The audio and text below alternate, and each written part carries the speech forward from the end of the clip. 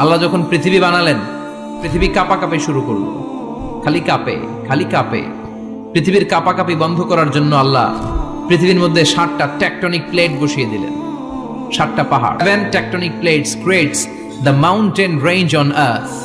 এই 7টা প্লেট পৃথিবীতে এই পাহাড়গুলো উঁচু নিচু টিলা টপ্পর তৈরি করেছে। পৃথিবীব্যাপী যত পাহাড় আছে এই টেকটনিক প্লেটের কারণে। পৃথিবী কাঁপতে শুরু করলো সৃষ্টির পর। পৃথিবীর কাঁপাকাঁপি বন্ধ করে দেওয়ার জন্য আল্লাহ পৃথিবীর ভেতরে পাহাড় ঢুকিয়ে দিলেন। পাহাড় পেরেকের মতো গেড়ে দেওয়ার পরে পৃথিবীর কাঁপাকাঁপি বন্ধ হয়ে যায়। ফেরেশতারা অবাক হয়ে বলে, মাবুদ, পৃথিবীর কাঁপাকাঁপি বন্ধ হলো কেমনে? আল্লাহ বললেন, ও ফেরেশতারা, পৃথিবীর মধ্যে আমি পাহাড়কে গেড়ে দিয়েছি। পাহাড় গেড়ে দেওয়ার কারণে পৃথিবীর কাঁপাকাঁপি বন্ধ হয়ে গেছে। ফেরেশতারা বললেন, তাই নাকি? পাহাড়ের এত বড় শক্তি। ইয়া রাব, হাল মিন খালকিকা আশাদ্দা মিনাল জিবাল। আপনার এই সৃষ্টিকুলের মধ্য থেকে পাহাড়ের চাইতে বেশি শক্তিশালী কিছু আছে নাকি? আল্লাহ বললেন, হ্যাঁ আছে। পাহাড়ের চাইতে শক্তিশালী হচ্ছে আল হাদিদ, মানে লোহা। আমি আকাশ থেকে জমিনের মধ্যে হাদিদ মানে লোহা পাঠিয়েছি। লোহার মধ্যে আছে প্রচন্ড শক্তি।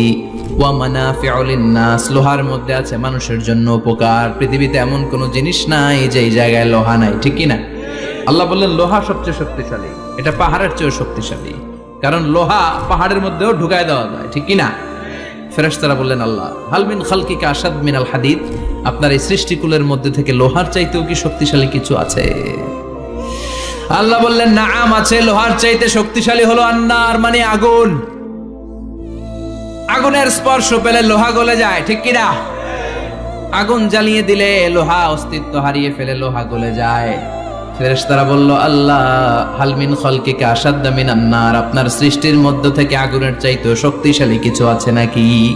আল্লাহ বললেন, আগুনের চেয়েও শক্তিশালী হলো পানি। আগুনের মধ্যে যদি পানি ঢেলে দেয়া হয় আগুন নিভে যায়, ঠিক কিনা? ফেরেশতারা বলল, আল্লাহ, হাল মিন খালকিকা আশাদ্দা মিনাল মা, আপনার সৃষ্টিকুলের মধ্যে পানির চাইতেও শক্তিশালী কিছু আছে নাকি? আল্লাহ কইলেন, আছে। সেটা হইল আর রিহ, মানে বাতাস। সুবহানাল্লাহ কোন? কারণ বাতাসের ঝাপটায় পানি দোলা খায়। বাতাসের ঝাপটায় পানির মধ্যে উচ্ছ্বাস তৈরি হয়, সাগরে জলোচ্ছ্বাস হয়, ঠিক কিনা? বাতাস ধাক্কা মারলে পানিতে দোলা লাগে, সিডর হয়, নার্গিস হয়, আইলা হয়, মহাসেন হয়, ঘূর্ণিঝড় হয়। পানির চাইতে বাতাস বেশি শক্তিশালী। ফেরেশতারা অবাক হয়ে বলে, আল্লাহ, তাহলে আপনার সৃষ্টিকুলের মধ্য থেকে বাতাসের চাইতেও শক্তিশালী কিছু আছে নাকি? আল্লাহ কয়, আছে।